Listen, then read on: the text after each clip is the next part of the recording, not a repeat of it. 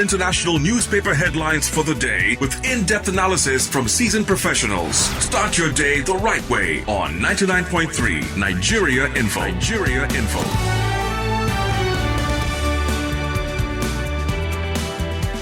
This is 99.3 Nigeria Info, and you're listening to the Morning Crossfire. It's the time where we look at the stories that have made it to the front pages for the next 30 minutes. And if you're joining us, you can watch us live anywhere you are on Facebook, on YouTube, also at Nigeria Info FM. On Twitter, we're at Nigeria Info FM. Also on Instagram, everywhere you turn.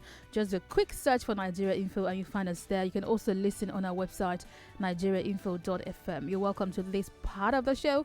I'm Wemimo Adewuni. I'm Sheriff Quadry. The conversation never stops on Twitter and on Facebook, on YouTube as well, because we're on those platforms. So if you are interested, if any headline jumps out at you, feel free to drop your comments on those headlines. We will take them as much as we can. We have Gbolahan Olojede joining us on the program this morning. Gbolahan, good morning to you. Good morning. Good to be here. We have the Nation on the table. The Vanguard is here, as well as the Daily Trust newspaper. And I've got on this side the Guardian, the Punch newspaper, the Daily Independent, and the Daily Sun. The Guardian is a media partner, and we start with this headline that makes it to the front page of the Punch. Evacuation. Reps ask Buhari to honor LP's boss. I lived on street for months, came back empty, says one of the returnees. On the front page of the Punch, you find that story. It's also here on the Daily Independent. Reps ask federal government to honor LP's boss with national award. Lawmakers adopt company as chosen airline. My intervention was act of national duty, says Alan Onyema. And on the Daily Sun, reps recommend LP's chairman for national honor. Fresh 319 Nigerians arrive from South Africa. That's from the Daily Sun. From the front page of the Nation newspaper, you could see the caption of the returnees with children just on the front page of the paper. There is a headline here: 315 Nigerians returned from South Africa. It's a report from the Nation newspaper front page. And moving on to the front page of the Vanguard newspaper, also showing the returnees as they disembark from the aircraft. The chairman of Airpeace is also here in a caption. The headline: another batch of 350 Nigerians home from South Africa. They wrote 350 here. The numbers again are just all over the place. 319, 3 there's we don't. Oh, well. Similar headline from the Vanguard here as well. Xenophobic attacks. Reps want national honors for Airpeace MD Onyema. Interesting. I think what Onyema has done is very noble.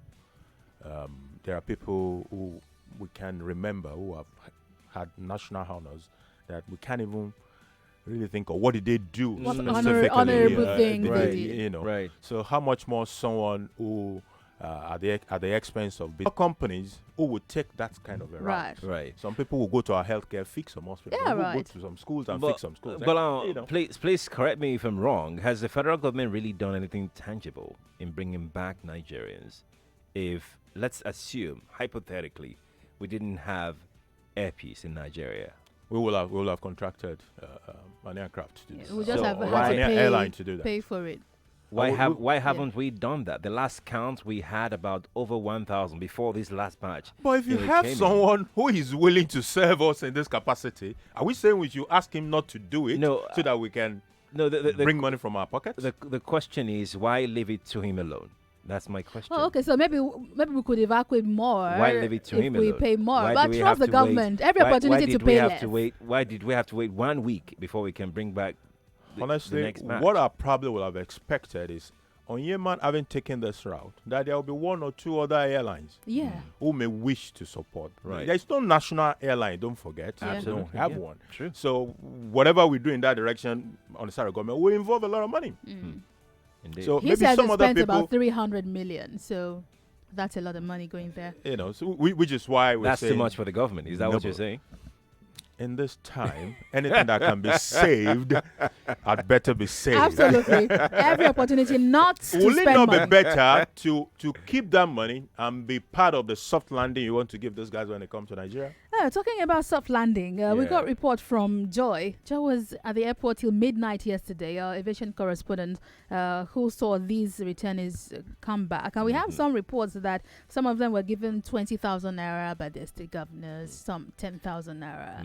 Lagos State gave 20,000 naira each. To everybody. To that should be to everybody. to everybody. Yeah, Oh, that's that's right, so to everybody. nice. It was That's to nice. everybody. That should ferry them to their homes, right? I believe so. You know, the power of numbers is that imagine that all the 36 states give 20,000. Right. And there are individuals and corporate organizations who likewise do the same thing. Right. What we're talking about will make a whole lot of sense. Well, on this show yesterday and last week, every time we talked about it, we've had people contribute. We've also had 2 organizations say they're going to pitch in and help. So Nigerians are nice. Let's move on. At the end of the day. At the end of the day, Daily Independent newspaper banner headline: pressure mounts on Oshibajo to resign. New economic team would not reduce Oshibajo's powers, said Sage. VP's loyalists should stop raising false alarm, says Junaid Mohammed here on the Daily Independent. It's also on the Guardian. Oshibajo and signs of end to honeymoon in Asurok. Wow. Honeymoon. What the caption. So there's been honeymooning going on. Banner headline also here on the Punch newspaper: Cabal targets Oshibajo over actions taken as acting president. Daura's removal, ex-CGN Onogen cited as examples.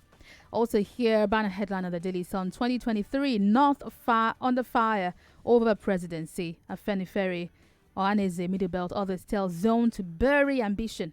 Find this on the Daily Sun. Similar headline here: 2023 Ngige Sage disagree on zoning. Rider negotiation is key. And then from the Vanguard newspaper, Afenifere, YCE, others react to Osinbajo's ordeal. That's the Vanguard newspaper above the nameplate. And from the Daily Trust newspaper, why forces are against Osinbajo. Wow, this came into the news some days ago, and it's been featuring. It's not It going will anywhere. continue to feature. It's amazing how the focus has shifted from the new economic So team. quickly. And we're more interested in the politics side of things. We're already talking 2023. This 2019 was the election year. Exactly. We just had elections a few months ago. Right. And we're more interested in the politics of In 2023. the next election. When there may be nothing to come and manage in 2023, if we don't fix the economy. Right. Right. So I know that from the perspective of the media, the politics side of things is of more juice. It's the gist value.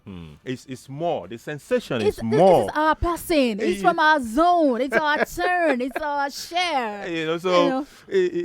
There will be more. I expect. I'm looking forward to weekend papers and all the we big said it papers. yesterday. I mean, the week is still young. Yeah. We still have. By the way, have the Friday. VP is a smart man himself. He can see through if there are issues. Let me go through when this. to walk Let me go away through if there's this a reason for to you. walk away. The headline says why forces are against Osinbajo, and the Daily Trust tries to explain that. They said it all started with the disbandment of the economic management team, chaired by the Vice President. On Monday, the presidency announced the replacement of the EMT with the Economic Advisory Council (EAC) via a statement by presidential spokesman Femi Adesina. Now, before the uproar generated by the replacement of the EMT settled, then comes the stripping of Osinbajo of powers to supervise over federal government agencies. A memo to that effect has been issued to the Vice President. Osinbajo chairs the governing boards of the National Emergency Management Agency, Border Communities Development Agency, National Institute for Policy and Strategic Studies, and the National Boundary Commission. He also chairs the board of directors of Niger Delta Power Holding Company, a limited liability company owned by the 3 tiers of government, and was also chairman of the National Council on Privatization. And they're getting multiple sources. You see, the kind of analysis I would like to read over this weekend will be the one that goes to the bottom of it and say, okay, this board that he chairs, he has been removed as the chair of those boards. That would be interesting to learn that he's no more the chair of those boards.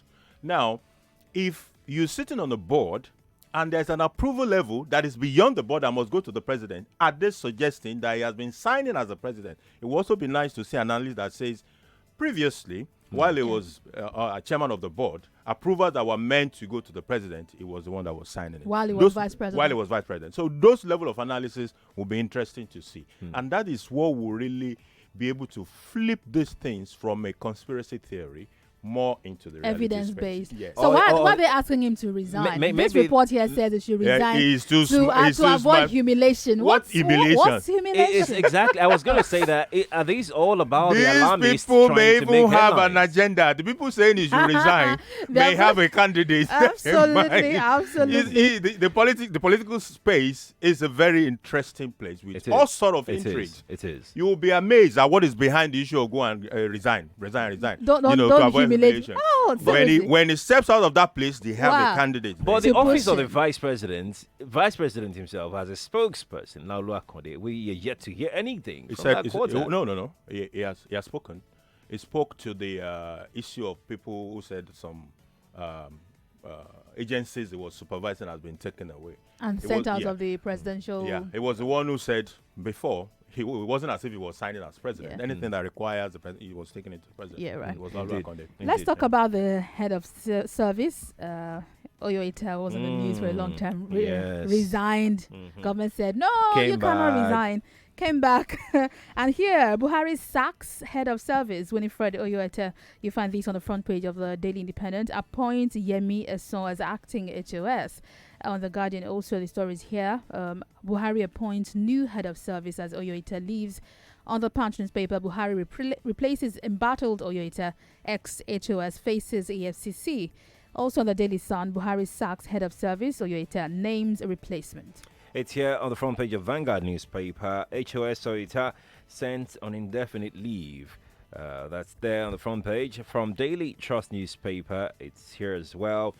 Banner headline, Buhari fires Oyoita, extends tenure of 7 permsecs. Riders, Yemi Eson now acting HOS. Reps may probe extension. Daily Trust with that story. And from the Nation newspaper, Yemi Eson replaces Oyoita as acting HOS. Rider, 7 permsecs, gets service extension. Front page, the Nation. She wanted to step down herself, although the presidency said they didn't get a letter. And she was there weeks later again during the inauguration and all. We saw her there again. Though she said she wanted to leave for personal reasons. Her children asked her to step aside. Now she's been sacked. I'm not sure about this sack thing, though that's what a lot of newspapers reported. Yeah. But I also listened to a news piece yesterday where it was an indefinite suspension. And an indefinite suspension is more appropriate in this instance than an outright firing. That's because you the can't matter fire is without under investigation. Right. Absolutely. And there are steps for firing a civil servant at that level. So I think it will most likely be an issue of indefinite suspension. Right. Now, apart from the indefinite suspension part of things, she's is on her way out. That's right. Her mind has departed. Right. She has resigned by herself, just that the resignation has not been cleared. So obviously, Oyoita is out of that Can space. she tender her resignation at this point, even on indefinite leave? I think the right thing would be to allow the investigation process to be concluded. So if you open the paper, so you see our headlining could give us headaches, really. If you open the Daily Independent, it says, according to Bassi, Oyoita has been directed to proceed on an indefinite you see what I'm leave talking about. to allow conclusion of the investigation. And the headline reads she's been sacked. Sacked. Do we know the difference? There is a difference between those two words. So indefinite suspension is in order because of the investigation. When it is concluded, You can be asked. return if you're you can innocent. return if you're found innocent. Indeed. Or I don't know why you said it.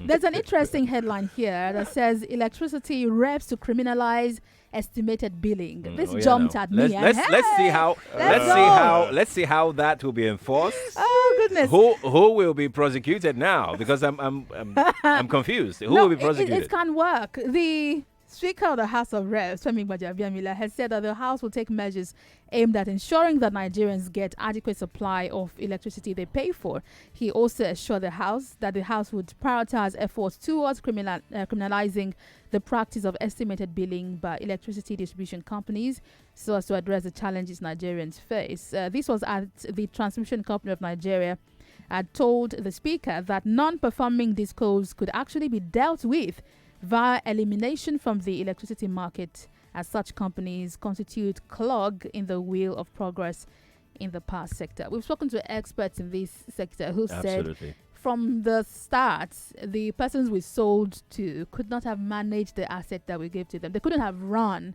They didn't have enough capacity to run. Capacity in what sense? So, according to Sam Amadi, Right. the entry criteria was lowered for these people in terms of what they're expected to give. So, if you're not expecting so much from them, what else could you ask? For instance, they were told to meter all of their customers, I believe, within 6 months. 6 months, that's right. And an extension of 3 years was given, yet the consumers are not metered. So, estimated billing is still... I said capacity. It's not necessarily the technical capacity to deliver on whatever. It's the financial. Yeah. The money is not there. So nobody said they're wicked. The money is not there, and the financing industry is not willing to give the money. Yeah, So Sam here- Amadi also here- said that they had taken a lot of loans to That's even it. come in, so the Right. banks are not willing to give them any Anything more that, money. that is Right. coming from that, there are power loans that are sticky right now in the books of the banks. Exactly. So when you come to them and you want to, it's as if you're drilling a further hole. Nobody is willing to do that. And I think now there's another institution, some private sector organization that are providing meter, and you can still see that element of financing there. They give it to you, you pay over this period of time and all of that. The role is not a matter of law. But It's not a criminalization matter. Yeah, it's not a criminalization matter. But then it's being said that discos use this estimated billing mechanism to rip people off. So they just tell you that this is the amount you're going to be paying. They don't want to know what you have in your house. They don't want to care whether it's How only much power you one use. fan that you have, or you don't even have any fan. You don't even have TV. There's a particular bill that they get to just attach to the building. This is how much you're going to pay, and that's a total rip-off. Absolute rip-off. We can't continue to put I- the I- burden on the people, can we? In our environment, we're not used to class action suits, sort of. If there are a class of people that are being repressed and being exploited, they can actually seek the leave of the court in some civil action Right. and get even refund or damages, Right. possibly for doing that. But it's not an environment where we're used to class action suits. So what I think we need to drive is to solve that financing problem that is in the mix so that everybody can have a meter. As long as people have to, you have to do an estimate. There will be subjective. So how do we solve the financial issue? The banks are not giving loans. Where do they get But the money bank from? can give loans to these new private sector institutions that are providing metering. It is the existing discos and their brothers that they don't want to give. But money that's to. another argument entirely. We've also spoken with a stakeholder that claimed that these discos actually have these meters, stored up somewhere. So they collect money from you before they can issue the meter to you, and people are paying. So what is the issue of financing or lack of fund? Where does it come in? Where you still have to, but you have to pay for your meter. No, you have to pay for your meter. I paid for my meter. Exactly. Oh, you got yours. Congratulations. So people still pay for their meter. So when you pay, they give it to you. It's not free. So this is wha- the price for what's- the what's meter. the funding problem there when it's not free? expecting that an organization that is in financial crisis is going to finance the acquisition of meters by the consumers is a difficult thing to look forward to. But they are not financing That's it. It's the not point. free. They're As a not consumer, financing I am it. paying for the meter. If you're paying for the meter, if they have the meter, then it just makes sense that they will issue it to No, you. it What should- would they want to do with it in their It in should their then warehouse? be that if I'm able to pay for my meter and I pay for the meter, give me the meter. Right. So they are not the ones paying for the meter. They're In that probably even case, making some profit off me. Then it doesn't make a financial sense that I will leave it in my warehouse, tie down my capital, and not give you. So the why meter when you're gonna pay for the why meter. do you think the reps is planning to criminalize it? Why? Wha- It just shows that they're aware of what is going Something on. is going on if somewhere. there's something they are aware that is going on, then they can bring out the criminalization part of things. But I am aware that there is a financial problem Yeah. within that mix, and that if you solve that financing issue, you will probably have solved like 90% of the problem. All right. On the front page of the Daily Independent, Revolution Now, hashtag Revolution Now, core activists defy police, DSS, hold protest in Lagos, demand release of Omoyele Sowore. Others, police, DSS invade CDHR complex and Sahara reporter's office. Whoops. That's on the Daily Independent. It's also reported here on The Guardian. Sahara reporters, CDHR offices blocked as police disrupt pro-Showore protest. Activists demand release of detained Ekere, Jalingo, and others. It's the story is also here on the Punch newspaper, and you can find a picture here of protesters calling for the unconditional release of #Revolution convener Omo Wole Showore and other persons detained by the federal government in Ikeja yesterday. A police barricade Sahara reporters, CDHR offices, stop protests. Those are the headlines I've got here. Similar one here on the front page of the Vanguard newspaper. Police lay siege to CDHR premises, venue of pro-Showore protest. It's on the front page of the Vanguard newspaper. And it must be said here, Gbolahan, that some of those arrested, weren't arrested by the federal government. Some of them were arrested by, state governments as well. A journalist was arrested by state government and charged with treason. Another one was along with Showore. No. Separately, because he wrote a report. He wrote a report. There are about 4 or 5 persons now who are being detained. There's this Dadiyata. No one even knows where he is. Who arrested him? No one knows where he is. So there are about 4 or 5 persons who are being detained. Which I'm sure these formed part of the protest. But for Showore, the court has said he can be detained for 45 days. Right. So what about the others? But according to this report, police tried to stop the protest yesterday. I'm also worried about the issue of stopping protest. Yeah. I think the problem with protest is if it's going to be a violent thing. And it's going to be a violent thing. The police has a right to ensure we don't have a violent protest. Right. But for peaceful protest, it's sounding like we're in a military era, and I think the government needs to watch it. People should be able to freely ventilate in a peaceful manner if they have grievances. Come to think of it, is this? I don't have access to intelligence report, but it doesn't come across to me that this Showore of a man is that much of this terrorist and someone trying to topple the government. Topple the government. They're painting. He might have said a lot of wrong stuff and all the whatever. At some point, we need to let this thing just fizzle out. I don't think this man is representing the kind of imminent and urgent danger that we must deal with right now, and it doesn't come across that way. We had this conversation yesterday about arresting people, detaining them while you go search for evidence. We talked about this yesterday. That's right. So this is what is happening again. We detain you with your threats, and we go look for evidence to prosecute you. In his own case, the law under which he was arrested allows them to keep him for certain number, which was why the court said, you can hold him for 45 days. They went for expert. Right. But it's beginning to look more like victimization at this stage. That is the truth. Right. And stopping people from peaceful protest, the police needs to watch it.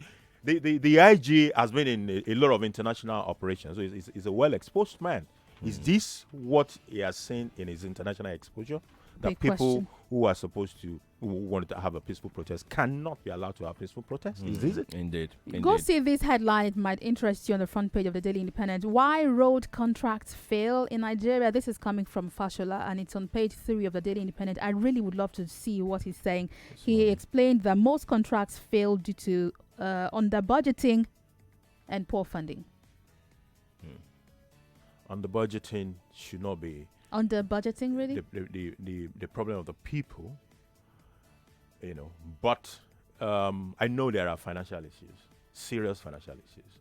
When you look at the fact that our entire 2019 capex is to be borrowed. I'm just going through this report. Sorry, I'm chuckling.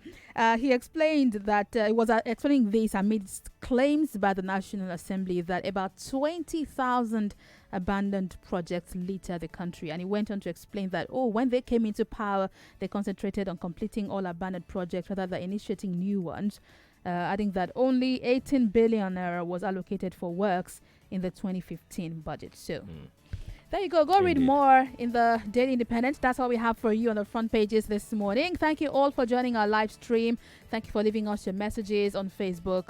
Francis Odweke says, the fact remains that the Vice President has not been in agreement with some of the federal government policies, especially the ones that relate to Ruga, which the VP openly opposed and even said he didn't know anything about it. The statement obviously did not go down well with the president. Okay, that's quite some That's theory. his own theory. Yeah. Olugbadebo Nathaniel Larry says the federal government should make it plain to us that this is a dictatorship system of government. How many times will someone slap you in the face until you know it's a slap? Well, I wish I knew what that means. Wale Adeagbo says, I seriously commend the gesture of air peace. All stakeholders and likewise citizens should emulate this. Thank you. All your messages are on there. Thank you for joining us. When we come back, we're looking at a story happening in Rivers State. Ladies have been killed, about 10 or thereabout women have been killed in hotels.